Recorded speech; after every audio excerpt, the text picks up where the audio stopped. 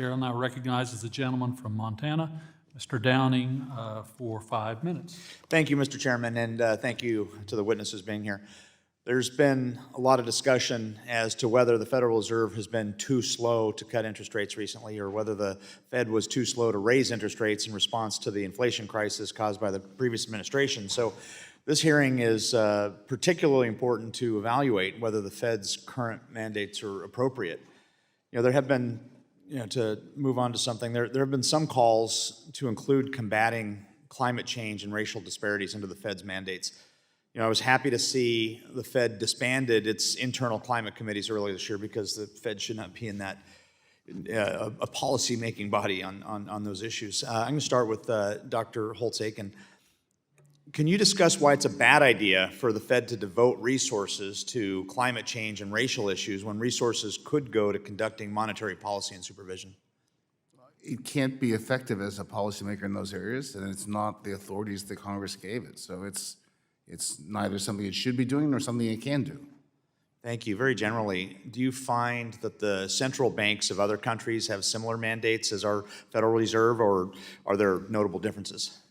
Oh, as been mentioned, there are many central banks around the world that have single mandates, not dual mandates. Some of them are framed in terms of hierarchies. We're first going to worry about price stability, then employment. So there are lots of ways to frame the central bank's mission. The thing that was mentioned at the outset by the chairman is that they all include price stability, and that, I think, should be the paramount objective. All right, thank you. Moving on, Mr. Dubé. In its 2012 consensus statement, the Fed refused to set an employment target, as it did for inflation, stating that employment was largely determined by non-monetary factors. If that's the case, doesn't that undermine the purpose of a maximum employment mandate? Right. Well, I think that the Fed, we've kind of been dancing around it. The tools that it has are very blunt. They're best designed to target the price level. For the history of the Fed, for the most part, stable prices and full employment have not conflicted. The full employment really is set by economic factors and then our fiscal and regulatory policies. The Fed can then help get us there based on having good and sound monetary policy, but it's really not in there. It's just the tools are too blunt. They're not designed to achieve, they're designed best to achieve price stability.